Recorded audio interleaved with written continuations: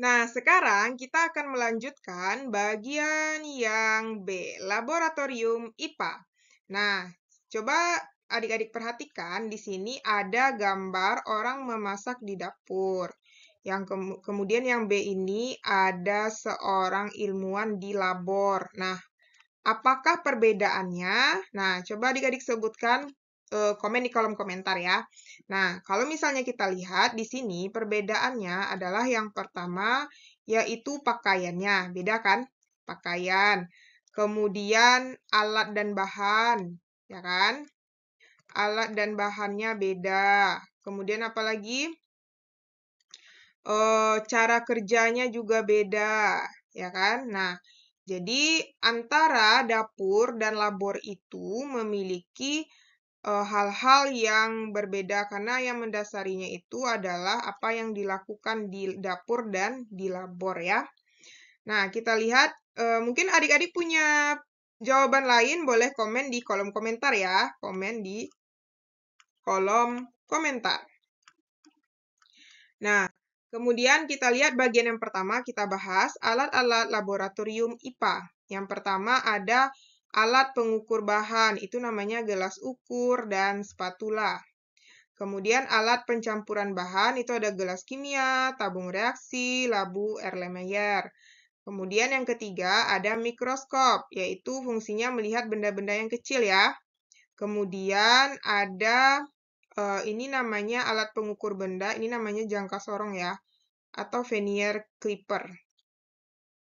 Kemudian ada kacamata pelindung, ada neraca pegas, termometer, kemudian ada statif, ada segitiga, porselen, ada Bose head, kemudian ada tang crucible, dan penjepit buret. Nah, bisa adik-adik catat di sini apa saja alat-alat di laboratorium. Atau kalau ada tambahan yang lain, boleh ditambahkan tambahan yang lain, silakan di komen ya. Nah, di komen di kolom komentar. Oke, kita lanjut. Nah, yang kedua, kita membahas menggambar diagram alat laboratorium. Nah, di sini ada yang pertama, kertas saring dan corong. Nah, kalau kita gambar sederhananya itu, bentuknya gini lah ya, kan mudah banget ya, tinggal gambar gini aja nih. Nah, kalau kita gambar nggak perlu yang gimana-gimana juga. Nah, itu kan. Ini kita hapus. Nah, kemudian yang kedua ada tabung reaksi. Nah, tabung reaksi gini aja kan. Nah, kalau adik-adik nyatat ya nanti bisa dicatat di buku catatannya ya. Kalau gelas beker ya gini aja nih. Nah, kemudian ada tabung Erlenmeyer. Nah, gini ya. Nah, jadi ini adalah salah satu contoh bagaimana cara menggambar diagram alat ya dalam bentuk 2 dimensi. Oke, adik-adik, gampang kan menggambarnya, nggak sulit kan? Nah, yang ketiga, itu kita bahas tentang menjaga keselamatan di laboratorium. Jadi di laboratorium itu ada beberapa peringatan ya. Kalau misalnya ada satu zat itu ditempel dengan keterangan ini ya. Yang pertama gambar kayak gini, ini artinya mudah meledak. Kalau gambarnya kayak gini adalah zat pengoksidasi. Kalau kayak gini mudah terbakar. Kalau kayak gini toksik atau beracun. Kalau kayak gini bahaya iritasi. Kalau kayak gini korosif. Kalau kayak gini adalah berbahaya bagi lingkungan gitu. Kemudian kalau kayak gini bahaya radioaktif. Kalau kayak gini adalah bahaya biologi. Kalau kayak gini adalah karsinogenik, teratogenik, dan mutagenik. Nah, kemudian kalau ini peringatan bahaya, jadi ini gas bertekanan. Jadi kalau misalnya adik-adik melihat tanda-tanda seperti ini artinya tanda-tanda berbahaya ya, tanda berbahaya. Jadi nggak boleh main-main di laboratorium lah ya sama zat-zat yang ada di laboratorium. Jadi itu sangat-sangat beresiko ya. Jadi kita kalau di laboratorium itu bekerjanya harus hati-hati dan teliti. Tidak boleh bermain-main atau bercanda-canda di laboratorium ya, soalnya berbahaya.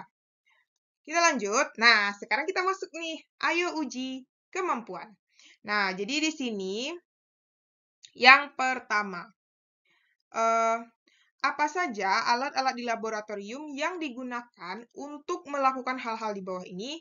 Yang pertama, mengukur volume air sebanyak 25 mili. Nah, ini kita gunakan adalah gelas ukur. Oke. Yang B, memanaskan air. Memanaskan air itu bisa kita gunakan gelas kimia, terus kaki 3, dan kawat kasa. Nah, oke. Yang C, mengukur suhu air setelah dipanaskan. Nah, dengan apa kita mengukur? Dengan otomatis pasti pakai termometer ya. Yang D, mencampur bahan kimia dalam jumlah yang sedikit. Nah, itu menggunakan tabung reaksi. Yang E, mengambil garam untuk ditimbang sebelum digunakan. Itu yang alatnya adalah kaca, arloji, dan spatula ya. Kaca, arloji, dan spatula. Spatula itu tahu kan kalau kalian nonton film SpongeBob itu, tapi ukurannya kecil ya, bukan kayak spatula besar untuk masak ya.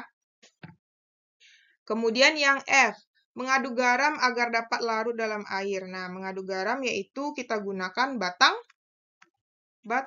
pengaduk. Oke, paham ya? Kita lanjut. Nah, nomor 2. Bandingkan alat-alat laboratorium berikut ini dengan menyebutkan persamaan dan perbedaannya. Yang pertama, batang pengaduk dan spatula. Nah, jadi kalau misalnya di sini, nah kita jawab sekarang bagian yang nomor 2 ya, nomor 2A, yaitu batang pengaduk spatula. Nah, kalau persamaannya yaitu sama-sama berfungsi dalam memproses bahan di dalam laboratorium ya. Memproses bahan pada laboratorium. Nah, sedangkan kalau perbedaannya itu adalah batang pengaduk ya, batang pengaduk itu sebagai mengaduk larutan. Ya, kita singkat aja ya, mengaduk larutan. Sedangkan spatula berfungsi untuk mengambil zat ya. Mengambil zat berbentuk serbuk.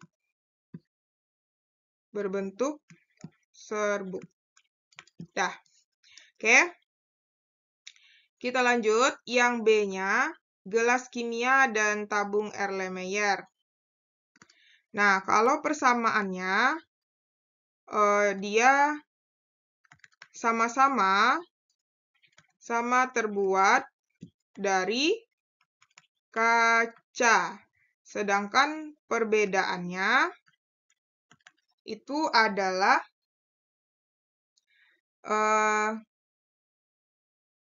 kalau misalnya tabung Erlenmeyer digunakan untuk penyaringan ya. Tabung Erlenmeyer untuk penyaringan. Sedangkan kalau misalnya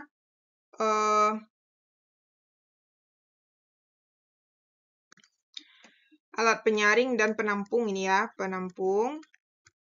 Sedangkan kalau gelas kimia itu untuk mengukur bisa juga ya. Nah, jadi sebagai alat ukur, juga bisa nih, alat ukur volume. Nah, gitu ya. Nah, sekarang bagian yang C.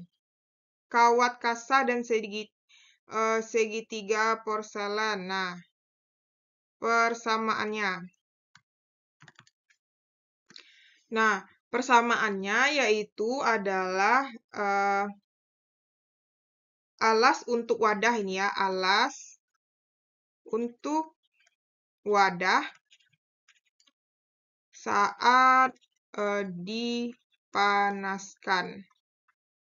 Sedangkan perbedaannya perbedaannya itu kawat kasa itu terbuat dari logam ya. Nah, terbuat dari logam. Sedangkan segitiga porselen itu terbuat dari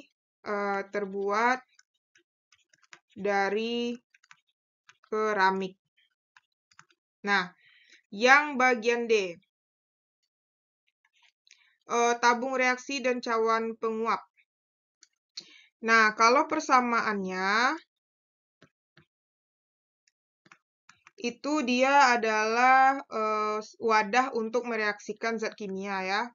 Wadah untuk mereaksikan zat kimia. Sedangkan perbedaannya itu adalah dari bentuk ya, dari bentuk perbedaannya dari bentuk kedua alat. Dah, jadi itulah jawaban nomor 2 ya. Untuk jawaban nomor 3 kita lanjut di slide selanjutnya. Nah, soal nomor 3, perhatikan gambar berikut. Apakah pendapat kalian mengenai kejadian pada gambar di atas? Tuliskan semua peraturan keselamatan yang dilanggar dan juga disarankan dan bagaimana memperbaikinya. Jadi ini nggak boleh ya, tidak boleh. Jadi kita nggak boleh di laboratorium rusuh kayak gini ya. Jadi kita harus bekerja dengan tertib gitu. Nah, di sini hal yang tidak boleh kita lakukan di laboratorium, yang pertama adalah makan di laboratorium. Kemudian mencampur bahan kimia tidak sesuai dengan instruksi guru. Kemudian memecahkan alat gelas tanpa melaporkan kepada guru. Bercanda di laboratorium, nggak boleh ya. Tidak menggunakan perlengkapan keselamatan laboratorium seperti jas, kacamata, dan sarung tangan. Kemudian membuang bahan kimia ke dalam bak cuci alat tanpa menanyakan pada guru. Kemudian yang G, membaui cairan kimia secara langsung. Ini nggak boleh ya. Ini hal yang tidak boleh dilakukan ya. Hal yang tidak boleh dilakukan di laboratorium. Oke, kita lanjut. Nomor 4, gambarlah diagram 2 dimensi untuk susunan alat-alat secara lengkap yang digunakan untuk memanaskan air yang suhunya akan diukur setiap 3 menit. Nah, alatnya yang pertama yang kita gunakan gelas beker yang ditambahkan air. Kemudian ada kawat kasa, kaki 3, pembakar bunsen atau spiritus. Nah, yang kelima. Dalam kelompok kecil, pilih salah satu peraturan keselamatan laboratorium, lalu buatkan poster mengenai peraturan itu dengan tulisan yang mudah terbaca dari jauh dengan disertai gambar. Poster itu dapat ditempel di laboratorium untuk mengingatkan kalian dengan teman-teman kalian tentang peraturan itu. Nah, ini ada beberapa ya, nanti bisa adik-adik pilih. Yang pertama, dilarang menyentuh binatang. Yang kedua, pakai kacamata pelindung. Yang ketiga, pakai jas laboratorium. Yang keempat, pakai sarung tangan jika diperlukan. Kemudian dilarang makan di area kerja. Kemudian bersihkan area kerja Anda. Jadi itu tuh beberapa. Jadi pilih aja salah satu ya. Karena dia kan salah satu aja. Yang keenam, lakukan percobaan dari aktivitas 1.5. Berikut ini bersama guru dan teman-teman kalian di laboratorium IPA. Dengan menjalankan peraturan keselamatan yang telah kalian tentukan, setelah melakukan kegiatan percobaan, evaluasilah kembali langkah-langkah yang kalian lakukan dengan menjawab pertanyaan pada refleksi. Nah, jadi di sini kita membuat beberapa hal ya yang harus kita lakukan saat beraktivitas di laboratorium. Nah, yang pertama ini ya, kenakan jas lab. Kemudian gunakan alat bantu seperti pipa, kaca, pipet, tetes, pokoknya alat-alat untuk mengambil zat ya. Yang ketiga, jangan mencium zat kimia secara langsung. Nggak boleh kayak kalian mencium parfum gitu kan. Dari dekat itu nggak boleh ya. Kemudian harus pakai diangin-angini gitu. Yang keempat, jika hendak memanaskan tabung reaksi, arahkan mulut tabung reaksi tersebut menjauhi wajah. Jangan didekatkan ke wajah, nanti terbakar wajahnya ya. Jadi dijauhkan dari wajah. Kemudian, Jika hendak memanaskan tabung reaksi, arahkan mulut tabung reaksi tersebut menjauhi wajah. Nah, ya, tadi ya.